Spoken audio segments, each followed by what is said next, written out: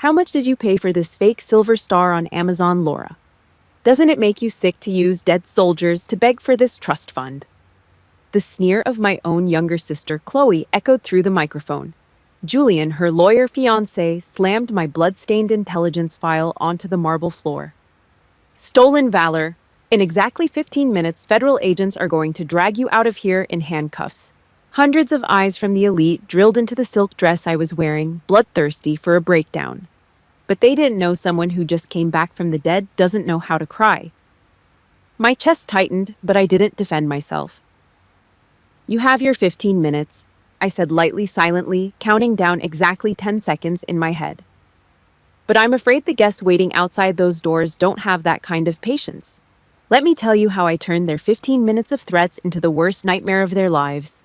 Don't forget to leave a comment letting me know where you're watching this video from and what time it is right now.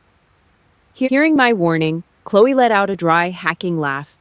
The sound blasted through the high-end PA system, bouncing off the vaulted ceilings of the estate and stabbing straight into my eardrums.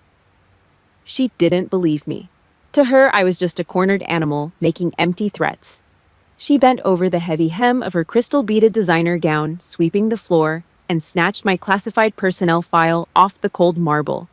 She tossed it onto the mahogany podium with a dull thud. Then she started to move. The sharp click of her stilettos dug into the imported wool rug as she paced the edge of the stage. This was her element. A cheap, highly rehearsed performance meant to wring every last drop of attention from the crowd. She stopped pacing and shoved the microphone closer to her mouth. The feedback whined for a split second.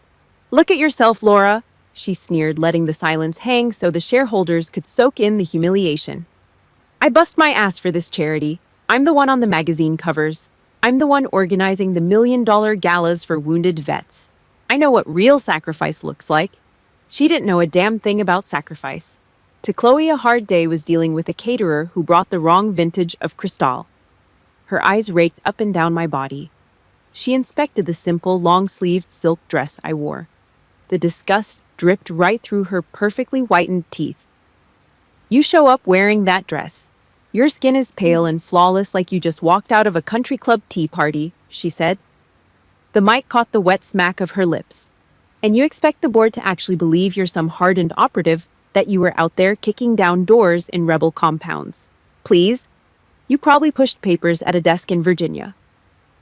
A low collective murmur rippled through the ballroom. I could feel their eyes crawling over me. Wealthy men in custom tuxedos and women dripping in diamonds stared at my bare hands, searching for calluses, searching for proof. They were weighing the soft fabric of my dress against the heavy reality of a war they had only ever seen on flat-screen TVs. I didn't step back. I didn't flinch.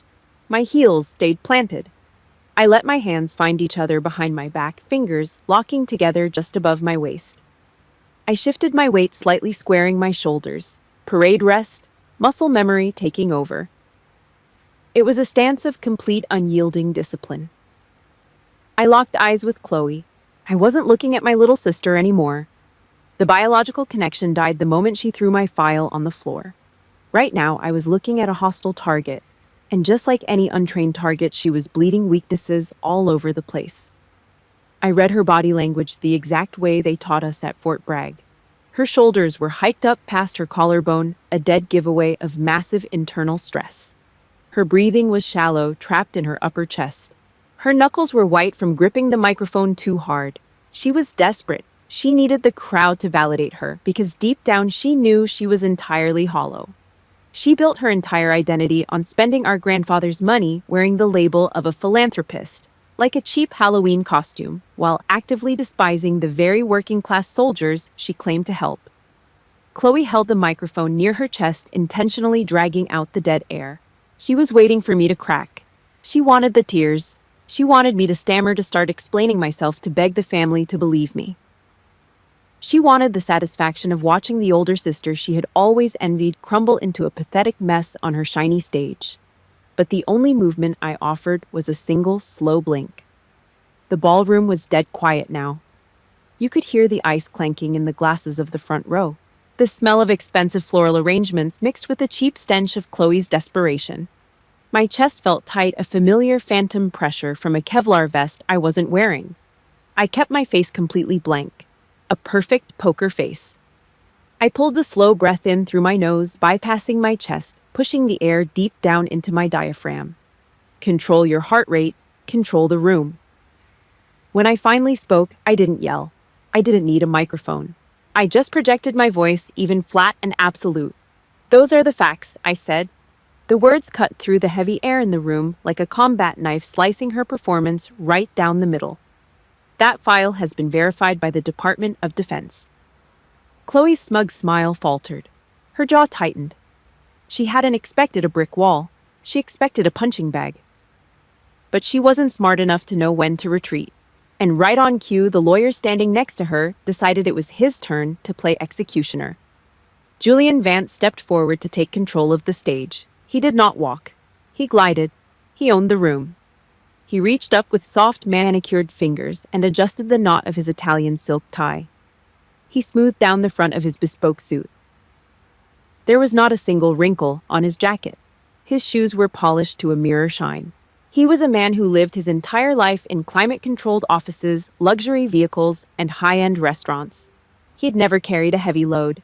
He had never smelled burning cordite. He had never seen the inside of a trauma helicopter.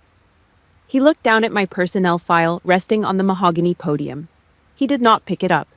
He extended one index finger. He dragged the heavy stock paper toward him, flipping the cover page over with a sharp, dismissive flick of his wrist. He looked at the document as if it were a dead rat pulled from a sewer. "Let us talk about the legal angle for a moment," Julian said. His voice was smooth, heavily practiced in courtrooms and corporate boardrooms to project absolute authority. He jutted his chin toward me. "You claim you are an intelligence officer, cultural support team. Is that correct?" I did not speak. I gave a single rigid nod. My eyes stayed locked on his face. I was watching the pulse flutter in his neck. He was enjoying this. He was getting a massive rush of adrenaline from cornering someone he thought was entirely defenseless. Julian lifted his hand and slammed his open palm flat against the paper. The impact cracked like a small whip through the speakers. "Then how do you explain this?" he demanded. He tapped his finger hard against a specific block of text on my record. "You list yourself as the recipient of a combat action badge. The cab." He turned his head slowly. He scanned the audience below, playing the role of the patient-educated professor, explaining a simple concept to a room of slow children. Anyone with a basic understanding of the military knows the rules. Julian lectured, his tone dripping with self-importance. The CAB is reserved exclusively for soldiers who are personally present and actively engaging the enemy. Infantry. Direct combat personnel. Men holding rifles in a firefight. He turned his smug, punchable face back to me. His lips curled into a nasty smirk. He held all the cards, and he knew it. A female intelligence operative translating dialects in an air-conditioned command tent does not get a combat action badge, Julian said. The liar forgot her own script. You mixed up the details in your own fabricated lies, Laura. My jaw locked. My teeth ground together so hard my temples started to throb. He was mansplaining my own war to me. A man who paid someone else to carry his golf clubs was standing on a stage using a piece of paper to erase the worst day of my life. Julian leaned forward over the podium. He gripped the wooden edges. He lowered his voice into a theatrical, threatening register. He wanted every single person in the room to hear the final nail being driven into my coffin.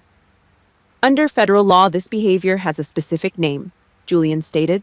He spaced the words out, letting them hit the room like heavy stones. Stolen valor. The silence in the ballroom shattered. You are not just lying to this family to get your hands on the trust fund money. Julian continued, raising his voice over the rising noise. You are committing a federal crime. You are wearing the honor of dead soldiers like a cheap costume. Whispers swept through the crowd like a sudden violent draft. Hundreds of people began to murmur at once. Men in $1,000 tuxedos shook their heads in utter disgust. Women covered their mouths, leaning in to gossip with their neighbors. Their eyes darted toward me. The judgment was absolute. They looked at me as if I were a contagious disease. They believed him, every single word. To them, a man in a custom suit speaking legal jargon was always more believable than a quiet woman standing in a simple dress. They preferred his neat, sanitized paper version of reality. It was cleaner. It did not require them to think about blood or severed limbs, or the chaotic, ugly violence that kept their stock portfolios safe. The insult tore straight through my discipline. It ripped right past my training. They could call me a gold digger. They could call me a failure. But calling me a fraud, accusing me of stealing the valor of the men and women I'd bled next to, that was a rusty knife, twisting directly into the ghosts of my unit. I felt the phantom weight of the M4 rifle in my hands. I smelled the copper stench of blood baking in the desert sun. I remembered the exact deafening sound of the rocket-propelled grenade that tore our convoy apart in the dirt.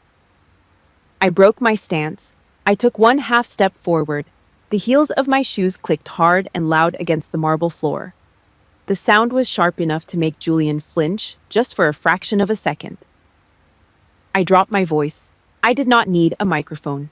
My tone was low, guttural, and cold. "That is your sheer ignorance talking, Julian," I said, my voice cutting through the whispers in the room. "During that classified operation, our forward intelligence unit was ambushed. The perimeter was breached. Our command was down. I was forced to pick up a rifle." I did not get to finish the sentence. Julian recovered his nerve. He threw his right arm straight up into the air and slashed his hand down flat, chopping blindly through the empty space between us. "I have heard enough," he barked into the microphone, his face flushed red with fake righteous anger. Down in the crowd, someone picked up a silver dessert spoon and tapped it hard against a crystal wine glass. Clink. Then someone else did it. Clink, clink.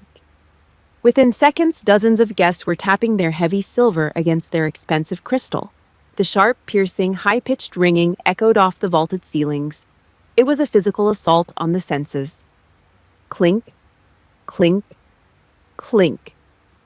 A deafening, unified wall of noise. Julian stood tall behind the podium. He puffed out his chest, soaking in the approval of the crowd. He looked at me with a sickening expression of total victory. He thought he had just won the war. He thought he had just silenced the enemy. I stood dead center on the stage. The noise crashed over me in waves. I looked at the faces in the crowd, my own aunts and uncles, my cousins, the board members who had known me since I was a child. Not a single one of them lowered their glass. Not a single one of them stepped forward to ask for my side of the story. They were a collective mob of expensive jewelry and blind ignorance hammering away at their crystal to shut me down. The sound vibrated in my teeth. It was a suffocating physical pressure. I was completely cut off, isolated on an island of marble, watching my own family vote to execute my character without a single trial. The clinking of the crystal glasses finally faded. The mob had their fun. Now they wanted the execution. Julian took a half step forward, closing the physical gap between himself and Chloe. Their shoulders almost touched. They formed a wall, a solid, expensive barricade of custom tailoring and designer silk. They were the self-appointed guardians of the Sharp family legacy. It made my stomach turn. Chloe crossed her bare arms over her chest. She tilted her chin up. Her eyes were bright glazed with a sickening kind of euphoria. She thought she had me. She looked at me the way a high school bully looks at a cornered kid in the cafeteria. She was high on the power of the crowd. Julian placed his hand flat on the podium. He drummed his index finger against the dark wood. Tap, tap, tap. He let the sound carry over the quiet room. He was playing the benevolent dictator. He wanted everyone to see how reasonable he was being with the crazy, lying sister. "Because you are Chloe's sister," Julian said, his voice dropping into a low, manufactured tone of fake sympathy. "I am going to do you a massive favor. One final courtesy." I did not blink. I just stared at the pulse jumping in his neck. It was fast, erratic. "I am giving you exactly one chance to walk out of here without handcuffs on," Julian growled. The fake sympathy evaporated. Now it was just raw, ugly extortion. "You stand right there. You look at these shareholders, and you admit that you made the whole thing up." He leaned closer over the wood. I could smell the stale scotch on his breath, mixed with strong peppermint mints. "You tell them you pushed paper at a desk. You tell them the combat file is a typo. Then you sign a formal renunciation of your stake in the trust fund. There it was, the ugly naked truth stripped of all its patriotic posturing. This had absolutely nothing to do with stolen valor. It had nothing to do with respecting the military or honor or dead soldiers. It was about cash. Pure, uncut greed. If I was a decorated combat veteran, the terms of my grandfather's trust dictated that my share of the estate would double. Chloe could not stand that. She wanted the whole pie to fund her fake charity galas and her shopping habits. And Julian, the blood-sucking lawyer marrying into the family, wanted his cut of it. They were willing to throw me in a federal prison and destroy my name just to protect their bank accounts. If you do not agree, Julian said, his voice hardening into a threat, I make a phone call, right now. I will have the local PD and federal agents drag you out of this estate in front of everyone you know. They will process you like a common thief. I looked at them. I mentally stripped away the bespoke suit and the beaded gown. Underneath, they were nothing but parasites. They were weak, pathetic creatures fighting over scraps of money they never earned. They thought the threat of police and a public scandal would break me. They had no idea what real fear felt like. I did not raise my voice.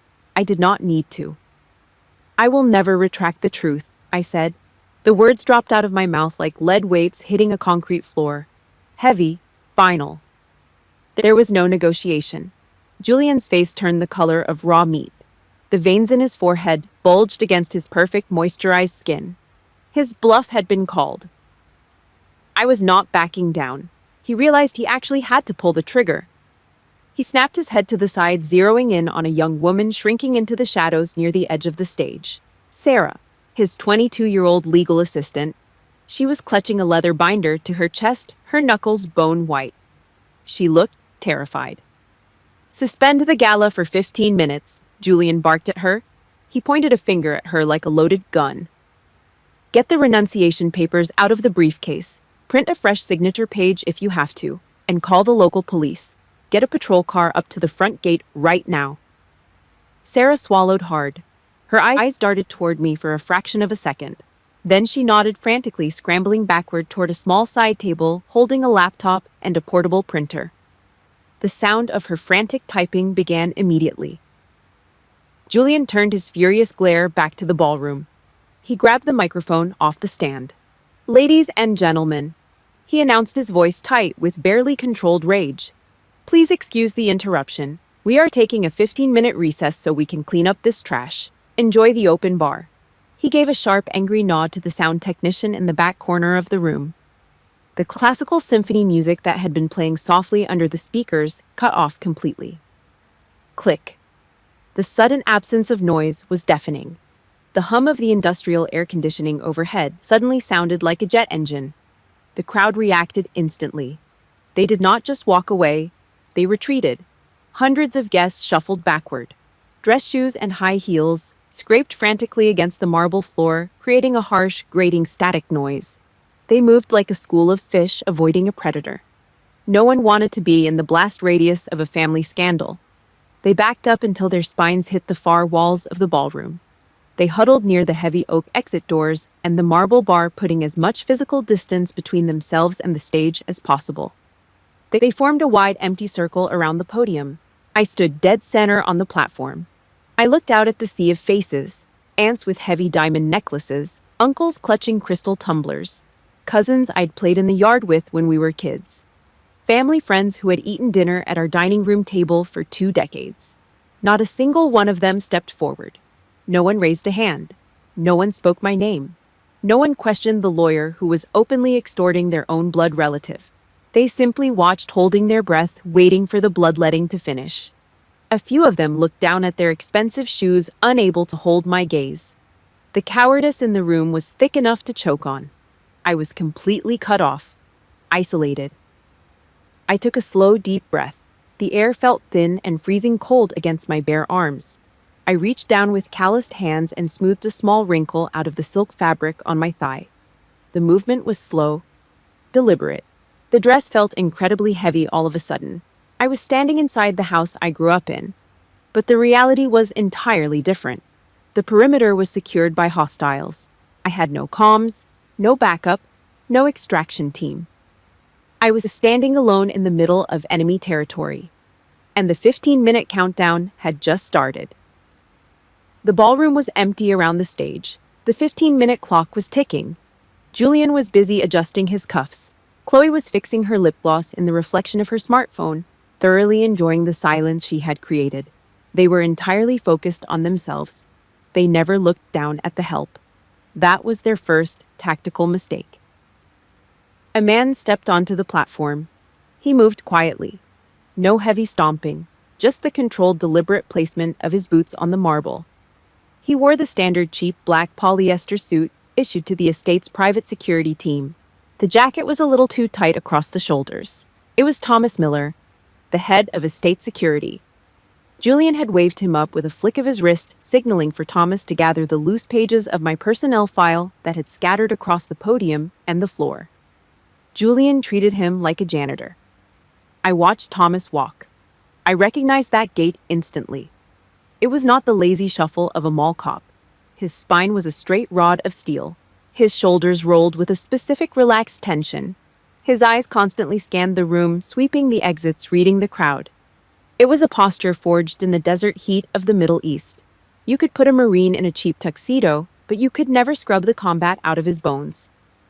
Thomas knelt down near the edge of the stage. He gathered the loose papers. His large, rough hands smoothed out the crinkled edges. He reached for an 8x10 glossy photo that had slipped under the podium. It was a close-up shot of my shadow box, the medals. His hand stopped. I watched his thick, calloused thumb hover over the image of the silver star. But he was not looking at the medal. He was squinting at the small black ink printed in the top right corner of the unredacted summary sheet, peeking out from underneath the photo. It was a classified unit designation.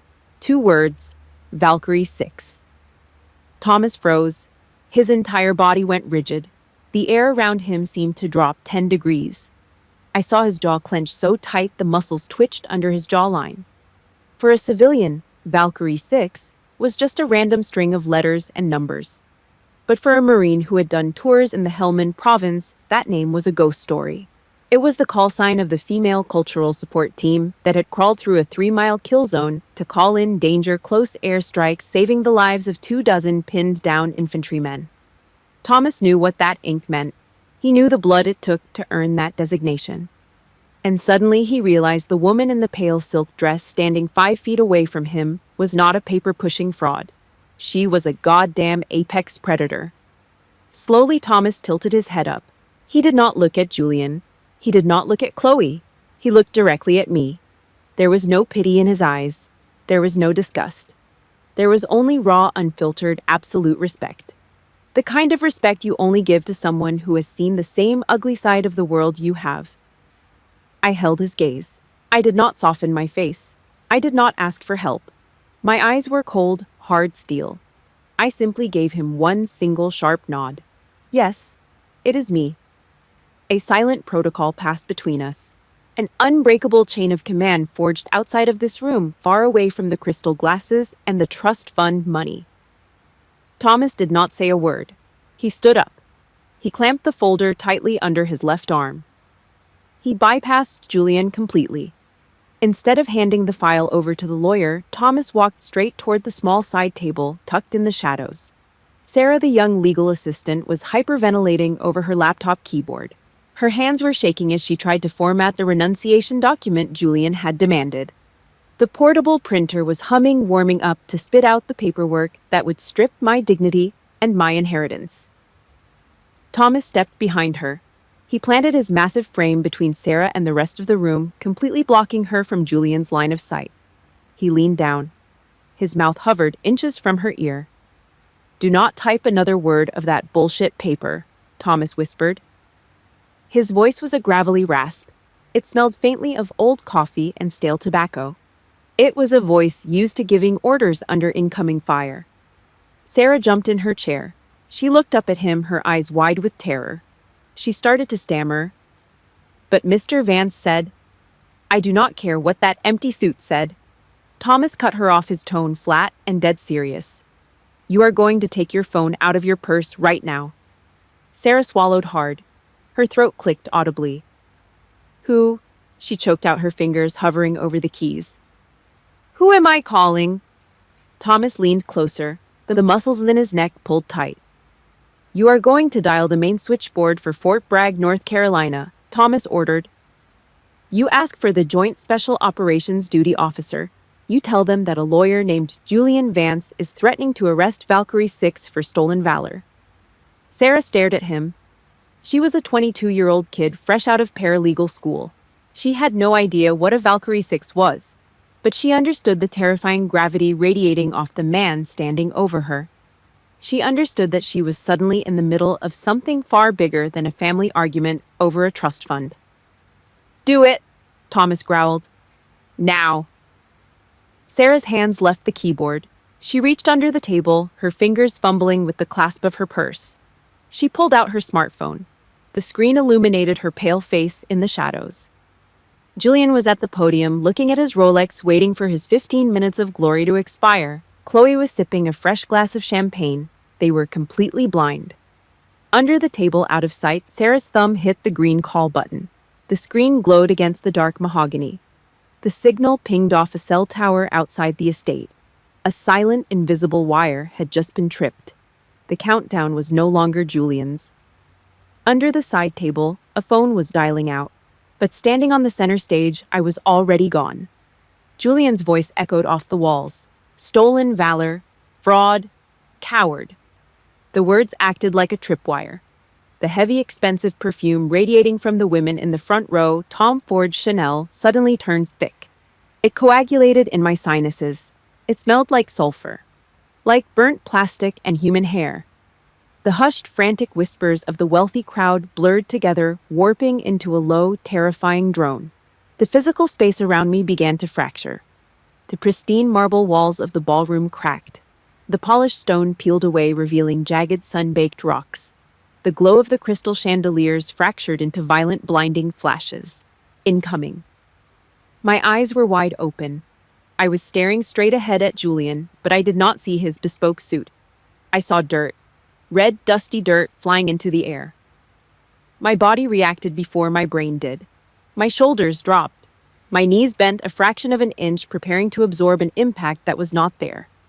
The phantom weight slammed down onto my collarbones. 60 pounds of Kevlar body armor, ceramic plates, ammo pouches, and a radio pack. The vest was soaked, not with sweat, with sand and thick hot blood. RPG. The deafening shriek of a rocket-propelled grenade split the air inside my skull.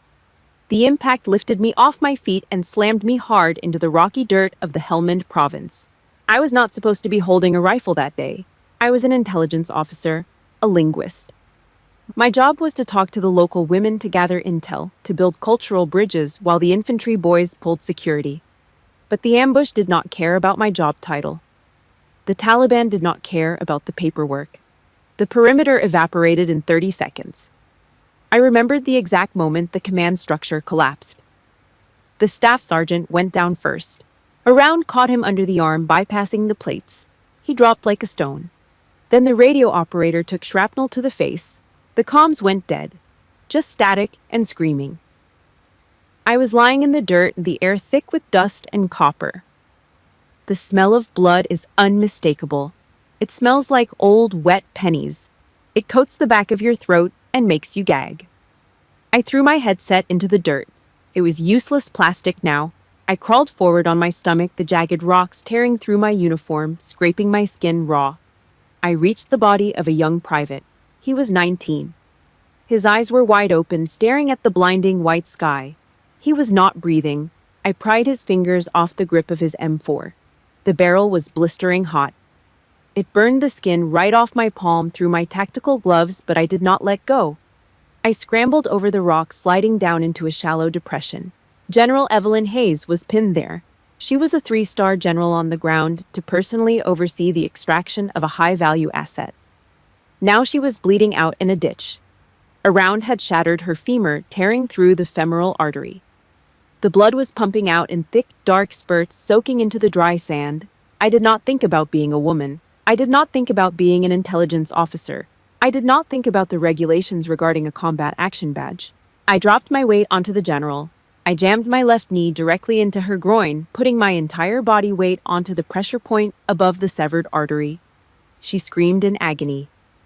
"Stay down!" I roared at her, spitting sand out of my mouth. I brought the M4 up with my right hand. I braced the stock against my shoulder. Black figures poured over the ridgeline, rushing down the rocky slope toward our position. They were screaming. The sound was guttural, terrifying. I squeezed the trigger. The recoil slammed into my bruised shoulder. Pop, pop, pop. I fired in controlled bursts. The heat off the barrel distorted the air in front of my face. Empty brass casings flew out of the ejection port, burning my neck. I did not stop. I did not hesitate. I shot anything that moved down that hill. I became a wall of meat and lead. I was the absolute last line of defense between the Grim Reaper and the medevac chopper that was 3 minutes out. I held that line. I held the pressure on the artery. I fired until the bolt locked back on an empty magazine. I dumped it, slammed a fresh one in, and kept firing. The Silver Star was not something I ordered online with a credit card. It was not a prop. It was a receipt. It was a receipt for the blood I left in that dirt and the lives I carried out of it. The deafening roar of the firefight began to fade. The smell of copper dissolved back into expensive perfume. Julian cleared his throat loudly into the microphone. The sound snapped the ballroom back into focus. The marble walls returned. The crystal chandeliers stopped exploding. I was standing on the stage in Connecticut. I was not bleeding. My dress was clean. Julian tapped his manicured finger against the face of his gold Rolex. He was irritated. The 15-minute recess was burning, and I was not begging for mercy. He looked at me with absolute contempt, waiting for the crazy sister to finally break down and sign the papers. Chloe stood next to him, sipping her champagne, checking her reflection again. I looked at them. I looked at the aunts and uncles cowering by the bar. They called me a leech. They called me a fraud. They thought I was stealing from them. But looking at them now, I saw exactly what they were. They were parasites. Soft, weak parasites wrapped in bespoke suits and designer gowns. They breathed free air. They drank expensive wine, and they hoarded this massive family fortune entirely because people like me were willing to die in the dirt to keep the wolves away from their doors. My heart rate slowed. The cold anger settled deep into my bones, freezing solid. Julian pointed at the legal assistant in the corner. "Are those papers ready yet?" he snapped. He had no idea what was coming. 500 miles away from the crystal chandeliers of Connecticut, the air was entirely different. Fort Bragg, North Carolina, the nerve center of the United States Army Special Operations Command. It was a windowless, heavily fortified room that smelled of stale coffee and ozone from the server racks. Major David Chen sat at the Joint Intelligence Watch desk. His eyes were glued to a bank of monitors tracking real-time satellite feeds over Eastern Europe. It was supposed to be a quiet night, just routine chatter. Then the secure red phone on his desk rang, a hard, mechanical buzz. Chen did not hesitate. He picked up the heavy receiver halfway through the first ring. Intelligence Watch Major Chen speaking. He expected a spot report from a forward operating base.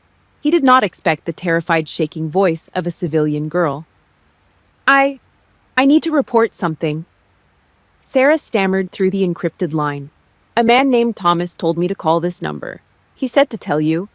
A lawyer named Julian Vance is threatening to arrest someone for stolen valor." Chen's brow furrowed. He reached for a notepad, annoyed. A civilian domestic dispute. He was about to tell her she had the wrong number and needed to call the local police. "He is threatening to handcuff Laura Sharp." Sarah blurted out, her voice cracking. "Thomas said to tell you. Valkyrie 6 is being threatened." Chen's spine snapped straight. The annoyance vanished. The pen in his hand dug so hard into the legal pad, the tip snapped off. "Say that again," Chen ordered. His voice dropped completely flat. "Are you absolutely certain about that name, Valkyrie 6? Yes, Laura Sharp. It is happening right now at the Sharp estate in Connecticut." Chen dropped the phone. He did not hang it up. He just let the heavy receiver crash onto the desk. He moved. He shoved his heavy rolling chair back so violently it slammed into a metal filing cabinet. He sprinted out of the watchroom. His combat boots pounded against the polished linoleum floor of the USACOM corridor. He bypassed the security checkpoints, flashing his badge without slowing down. He was running on pure adrenaline. He reached the heavy double doors of the secure briefing room. A sign outside read, "Classified briefing in progress. Do not enter." Chen did not knock. He hit the heavy wooden doors with his shoulder and shoved them wide open. Inside the room was quiet. A massive digital map of the Middle East glowed on the wall screen. 12 high-ranking officers sat around a long, polished oak table. At the head of the table stood Lieutenant General Evelyn Hayes, the deputy commander of USACOM. She was 50 years old, built like a tank, and wore 3 silver stars on the shoulders of her perfectly pressed uniform. She turned slowly, her eyes sharp as razor blades locked onto Chen. "Unless we are under a terrorist attack, Major," General Hayes said, her voice dripping with ice. "You better have a damn good reason for interrupting a national strategy briefing." Chen was out of breath. He stood at the position of attention, his back rigid. He did not look at the other officers. He looked straight at the general. "Ma'am," Chen barked, his voice tight. "Captain Laura Sharp is being held hostage by her family at a private estate in Connecticut. They are demanding she sign over her trust fund." A few of the colonels in the room exchanged confused glances. A family dispute? Why the hell was a major interrupting a classified briefing for a domestic squabble? But General Hayes did not blink. Her posture stiffened. "Go on, Major," she ordered. "They are publicly humiliating her combat record," Chen said, forcing the words out. "A civilian lawyer is threatening to call federal agents and have her arrested for stolen valor in front of her entire family." The briefing room went dead silent. You could hear the hum of the overhead projector. The colonels stopped, looking confused. The color drained from a few of their faces. Every single officer sitting at that oak table knew the name Laura Sharp. And they all knew exactly why General Evelyn Hayes was standing there alive, breathing air instead of coming home in an aluminum transfer case. They knew the story of Valkyrie 6. They knew about the ambush in the Helmand province. They knew about the female linguist who had picked up a hot rifle and held a broken perimeter single-handedly while plugging the general's severed femoral artery with her bare hands. General Hayes stared at Chen. The silence in the room stretched. It became heavy, dangerous. The ice in the general's eyes melted into absolute, terrifying rage. The air in the room suddenly smelled like burnt cordite. "Stolen valor," General Hayes repeated. The words tasted like ash in her mouth. "They have the nerve to accuse her of stolen valor." She reached across the oak table and slammed her laptop shut. The loud crack echoed off the walls. "Briefing suspended," Hayes barked. She did not look at the colonels. She looked at Chen. "Major, scramble a QRF team, Delta Force elements, whatever we have on standby." "Ma'am, it is a civilian matter," one of the colonels started to say, hesitating. Hayes shot him a look that could have stripped the paint off a battleship. "An active-duty special operations officer is being extorted and threatened with false federal charges," Hayes growled. "We do not leave our people behind on the battlefield, and we sure as hell do not leave them behind in some country club mansion." She grabbed her green beret off the table and shoved it onto her head. She adjusted it with a sharp, angry tug. "Get the birds spun up, Major," Hayes ordered, already moving toward the door. "We are going to crash a party." Outside on the tarmac, the mechanics got the order. The heavy mechanical whine of the auxiliary power units kicked on. The massive rotor blades of a UH-60 Black Hawk helicopter began to turn. They started slow, slicing through the humid North Carolina air. Then they picked up speed. The low thumping rhythm turned into a deafening, violent roar. The countdown was ticking in Connecticut. But the thunder was coming from the south. The 15 minutes bled out. The silence in the ballroom was heavy and entirely artificial. Julian and Chloe walked back to the center of the stage. They moved in perfect unison like royalty ascending a throne. The crowd crept back in from the edges of the room, holding their breath, glasses of champagne forgotten in their hands. They wanted the show to end. They wanted the uncomfortable poor relative excised from the family tree so they could go back to talking about golf and offshore accounts. Sarah, the terrified legal assistant, scuttled up to the mahogany podium. Her hands shook violently. She handed Chloe a single sheet of paper. Chloe snatched it out of the girl's hands without looking at her. She slapped the paper down on the cold marble of the podium. Smack. It was the formal renunciation of inheritance. The paper was still warm from the portable printer. Right next to it, Chloe slammed down a heavy gold-plated Mont Blanc pen. Julian stepped up to the mic. He shoved both hands deep into the pockets of his tailored trousers. He rocked back on his expensive Italian leather heels. It was a posture of total unearned arrogance. "Sign it, Laura," Julian ordered. His voice was not a request.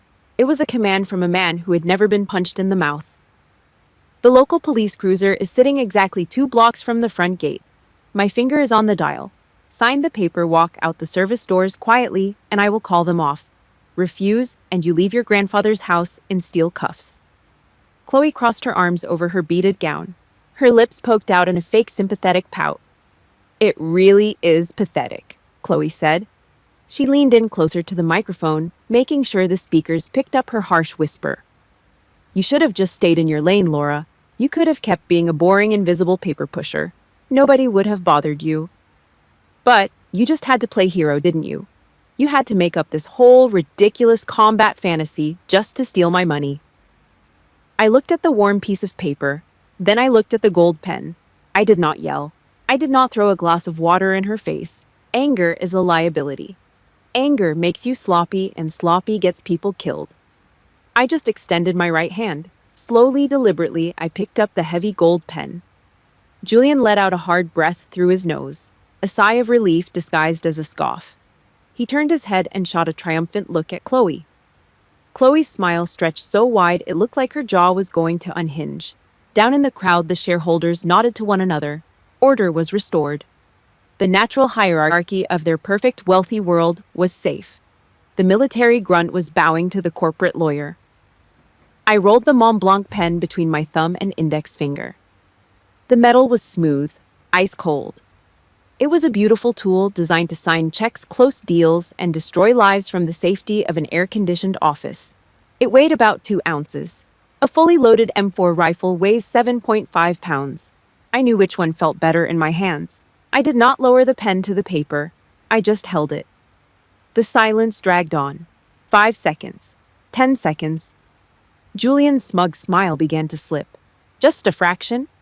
A tiny rigid crease formed between his perfectly groomed eyebrows. He shifted his weight from his heels to his toes. He did not like the silence. White-collar criminals rely on momentum. They rush you. They bombard you with legal threats, ticking clocks, and public pressure so you panic and sign your life away. I was not panicking. The corner of my mouth twitched upward. It was barely a smile, just a cold, hollow shift of the facial muscles. A predator looking at meat. I looked at the two of them. They were so drunk on their own power, they didn't even realize they were standing on a landmine. If you have ever had a family member try to bully you out of what is rightfully yours, hit the like button right now. Leave a comment and tell me the exact word you would use to describe Chloe. Don't forget to subscribe because you are not going to want to miss what happens next. I lifted my chin. I locked my eyes dead onto Julian's face. I watched his pupils contract. He was starting to feel it. That primal subconscious itch at the base of the skull that tells a prey animal something's wrong in the tall grass. "You know," I said. My voice was pitched low, thick and heavy in the dead quiet of the ballroom. Julian swallowed hard. He pulled his hands out of his pockets. His posture broke. "Sign the damn paper, Laura." He snapped, his voice losing its smooth, practiced edge. It cracked slightly. I ignored him. I did not break eye contact. "You said earlier that a liar forgets her script." I continued, my voice dropping another octave. I stopped spinning the pen. I gripped it tight. "A liar forgets her script," I repeated. "But people who know absolutely nothing about war." I paused. I let the silence hang, suffocating the room, letting the absolute certainty of my words pin him to the floor. Usually cannot hear the sound of it approaching. My words were still hanging in the dead air of the ballroom when the vibration started. It did not start as a sound. It started deep in the floorboards. A low, rhythmic thudding traveled up through the soles of my shoes. It rattled the ice in the crystal glasses left abandoned on the bar. The surface of Julian's glass of scotch began to ripple. He frowned. He looked up at the vaulted ceiling, his perfectly groomed eyebrows pulling together. Then, the sound hit us. It was a deafening, violent roar. A UH-60 Black Hawk helicopter was hovering 60 feet above the roof of the estate. The massive rotor blades chopped through the Connecticut night air, generating a downdraft so brutal the heavy stained glass windows of the ballroom began to violently shake in their frames. The noise was absolute. It swallowed the room whole. Julian stumbled backward away from the podium. The blood drained out of his face, leaving his moisturized skin the color of wet ash. "What the hell is that?" Chloe shrieked, slapping her hands over her ears. Her voice barely pierced the mechanical thunder. Outside on the manicured front lawn, the situation escalated from a threat to a breach. 3 armored matte black SUVs tore through the wrought iron front gates. They did not slow down to punch in the security code. They hit the metal at 40 miles an hour. The heavy iron hinges snapped like dry twigs, sending the gates crashing into the expensive landscaping. Tires tore up the perfectly cut grass, leaving deep, muddy trenches. Blinding white tactical spotlights flared to life. The high lumen beams cut straight through the large glass doors of the grand foyer, washing out the soft yellow light of the crystal chandeliers. The estate's private security guards, men in cheap black polyester suits, paid to check invitations and hold umbrellas, were neutralized in under 10 seconds. I watched through the foyer glass as 2 of them were shoved face first onto the hood of a parked Bentley. Zip ties ratcheted tight around their wrists. They were dragged out of the fatal funnel and tossed onto the lawn like sacks of flour. Panic erupted inside the ballroom. The shareholders screamed. Men in heavy diamond cufflinks grabbed their wives, scrambling blindly toward the back of the room. They pushed each other, slipping on the slick marble floors. They did not make it far. The massive custom-built oak doors of the ballroom were kicked open. They did not just swing open, they exploded inward. The heavy brass handles smashed into the drywall, leaving deep craters in the expensive plaster. A flood of dark green tactical gear poured into the room. Delta Force. They moved like a single violent organism. There was no hesitation, no shouting, just cold, absolute surgical precision. They fanned out across the marble floor in 2-man elements, cutting off every single exit. They secured the perimeter in a matter of seconds, creating a choke point at the main doors. A billionaire in a custom tuxedo tried to push past one of the operators, waving his hands and yelling something about his lawyers. The operator did not even look at him. He simply raised the barrel of his rifle and stepped forward, using the heavy polymer stock to shove the man backward into a catering table. A tray of tall champagne flutes crashed to the floor, shattering into 1,000 jagged pieces. The billionaire hit the ground, scrambling backward like a crab. The message was clear: nobody moves. Nobody breathes. The metallic mechanical click of rifle safeties being flipped off echoed through the room. Clack, clack. It was a cold, ugly, terrifying sound. The smell of aviation fuel and burnt rubber began to seep into the room, masking the scent of designer perfume. Julian was trembling. His knees actually knocked together, shaking the fabric of his bespoke trousers. All of his legal jargon, his threats of local police, his trust fund power. It all evaporated into thin air the second he stared down the barrel of a short-barreled rifle held by a man who did not give a damn about his law degree. A piece of paper with a signature means absolutely nothing when a loaded weapon is pointed at your chest. The crowd parted. They pressed their backs against the walls, sucking in their stomachs, shrinking away from the center aisle. A figure stepped through the shattered oak doors. Lieutenant General Evelyn Hayes. She did not carry a rifle, but her kinetic energy sucked the oxygen out of the massive room. She wore her Class A uniform. It was perfectly pressed, sharp enough to cut glass. 3 silver stars gleamed on each shoulder, catching the harsh light of the tactical spotlights. Her combat boots struck the marble floor with a heavy, measured cadence. She walked straight down the center aisle. She did not look at the terrified elite cowering against the walls.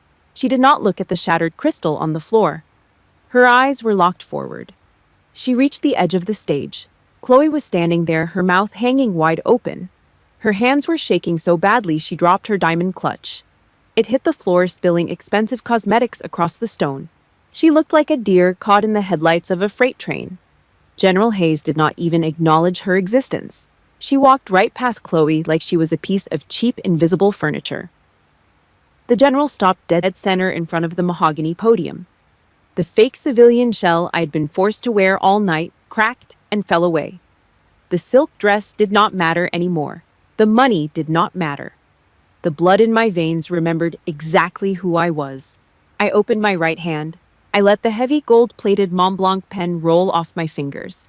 It hit the marble podium with a dull, hollow clink and rolled off the edge, falling into the shadows. I brought my feet together. I slammed the heel of my shoe down hard against the stone. My spine snapped completely straight, every muscle in my body locked into place.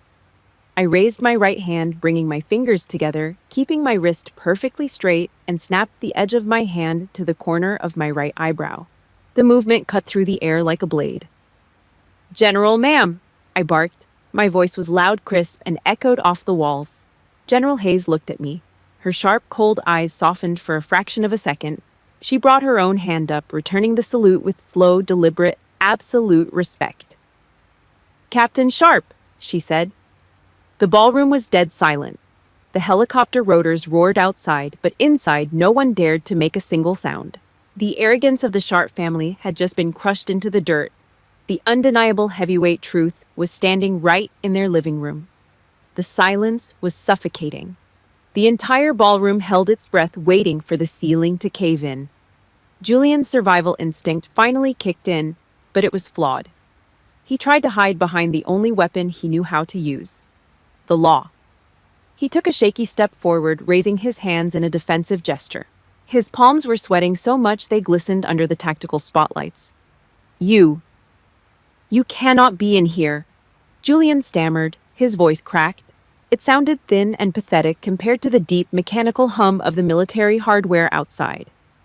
"This is private property. You have absolutely no jurisdiction." "Shut your mouth," General Hayes snapped.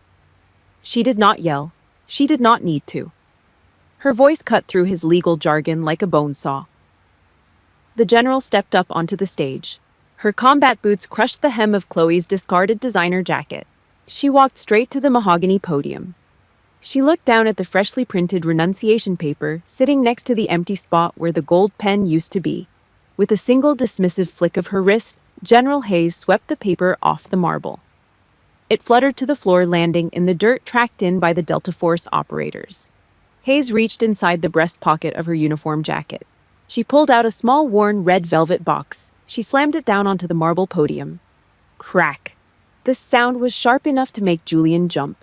The impact popped the small brass latch. The lid flipped open. Resting on a bed of faded black satin was a real silver star.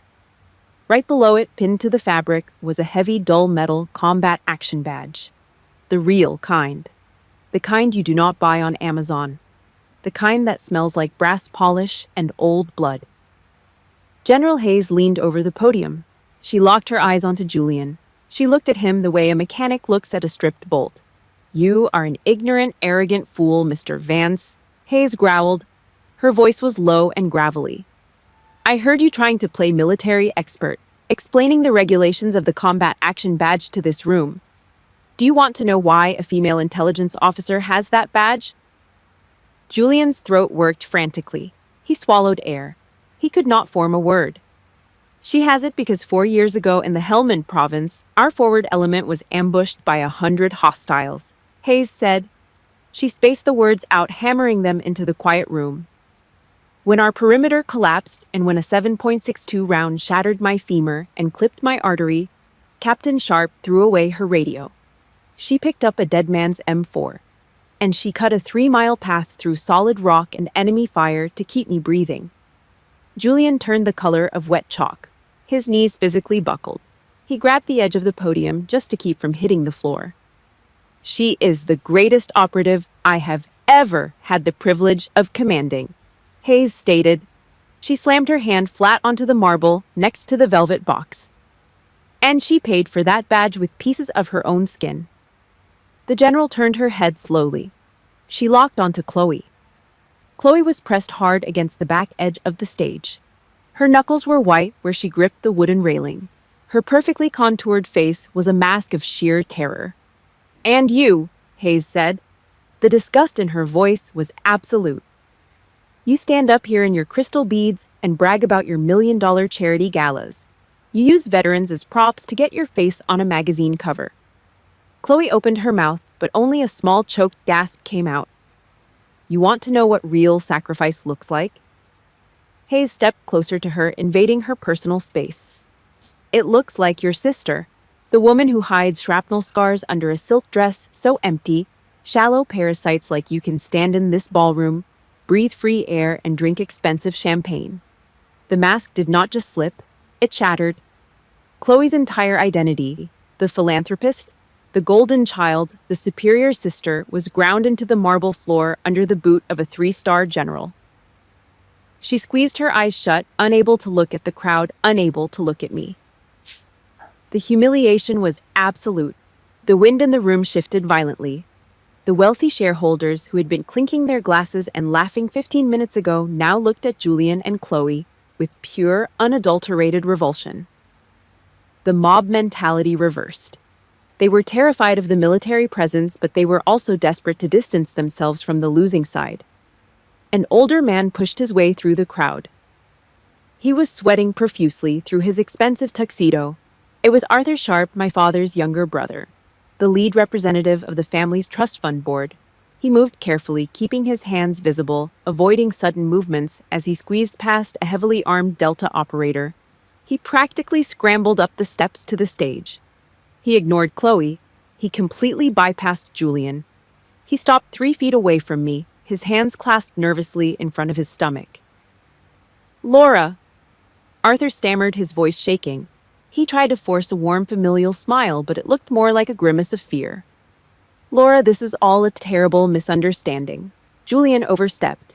He does not speak for the board. He gestured frantically toward the velvet box on the podium. "The trust fund is yours." Arthur said, his words tumbling over each other in his rush to surrender. "It has always been yours. We recognize your military service, the inheritance, the full double share. It is legally yours. Just say the word and the transfer will be finalized tonight." The entire Sharp family was on their knees. The money, the estate, the power they had used as a weapon to abuse me my entire life was now sitting in the palm of my hand. Arthur stood there, sweating through his custom tuxedo. His hands were clasped tightly together over his stomach like he was praying to a new god. Me. He was offering me tens of millions of dollars. The entire Sharp family trust fund. Just 15 minutes ago, they were ready to throw me in a federal cage to protect that money. Now they were begging me to take it, hoping my heavily armed friends wouldn't tear their perfect, pristine world apart. I looked at Arthur. I looked past him at Julian, who was still leaning heavily against the podium to keep his legs from giving out. I looked at Chloe, weeping silently into her manicured hands, her mascara running down her face. I took a step forward. I did not reach for the money. I reached for my personnel file. I gathered the classified papers off the marble. I tapped the edges against the podium to square them up. A crisp, neat stack. I tucked the blood-stained file under my arm. Then I looked out at the room. "My grandfather started this fund to reward service and hard work," I said. My voice was completely steady. "Not to breed parasites." Arthur blinked. His fake, desperate smile froze on his face. "Laura, please. We can finalize the paperwork right now. I am legally entitled to the double share. You just admitted it on camera," I said. I pointed a single finger up at the black security dome mounted in the vaulted ceiling. "So here is my official directive as the primary beneficiary." I let my eyes sweep across the front row. Aunts, uncles, and board members who had ignored me my entire life. Every single penny of my inheritance will be transferred out of the Sharp estate by tomorrow morning, I declared. 100% of it is going to the Wounded Warrior Project. A collective gasp sucked the remaining oxygen right out of the room. Millions of dollars. Gone. Given away to the grunts, the amputees, and the blue-collar kids who actually fought the wars, this room only watched on cable news. Chloe let out a loud, choked sob. Julian looked like he was going to violently vomit on his shiny leather shoes. They just watched their golden goose fly away, and there was absolutely nothing they could do to stop it. "I do not want a single dime from this family," I said. I did not yell. I did not sound angry. I sounded completely, utterly indifferent. I do not need your money, and I sure as hell do not need you. I turned my back on them. I did not wait for an apology. I did not wait for Arthur to beg. I just started walking. General Hayes turned sharply and walked shoulder to shoulder with me. The Delta Force operators fell in step immediately. They formed a tight protective tactical wedge around us. The wealthy crowd practically climbed over each other to get out of our way. They pressed their spines hard against the drywall, lowering their heads. Nobody made eye contact. The sea of custom tuxedos and expensive diamonds parted for the mud, the canvas, and the Kevlar. I walked straight down the center aisle. My heels clicked in a steady, unbroken rhythm against the floor. I left Julian and Chloe standing on that stage, stripped of their power, their dignity, and their inheritance. I did not look back, not even once. There was absolutely nothing left in that house that belonged to me. We stepped through the shattered oak doors and walked out into the grand foyer. We bypassed the zip-tied private security guards groaning in the dirt on the front lawn. We stepped out into the night. The Connecticut wind hit me instantly. It was biting cold. It whipped around the massive stone pillars of the estate, carrying the heavy chemical scent of JP-8 aviation fuel from the idling Black Hawk. The massive rotors beat a steady thumping rhythm that vibrated right through my chest. The cold air cut straight through the thin silk of my dress. I shivered just once. A Delta operator stepped out of the shadows near the armored SUVs. He was massive, his face entirely obscured by quad-node night vision goggles and a fast helmet. He slung his rifle around to his back. He reached into the open door of the truck and pulled out a faded woodland camo field jacket. He walked up to me. He did not say a word. He just held it out. I took it. The canvas was rough, heavy. It smelled like gun oil, stale sweat, and dirt. It was the best thing I had smelled all night. I slipped my bare arms into the oversized sleeves and pulled the heavy collar up around my neck. The rough fabric completely covered the delicate silk dress. The last remnant of my civilian disguise was gone. I zipped it up. It felt like real armor. I walked toward the Black Hawk. The brutal downdraft tore at my hair, but I kept my head up. The crew chief reached out a thick, gloved hand and hauled me up into the dark, red-lit cabin. I strapped into the canvas webbing.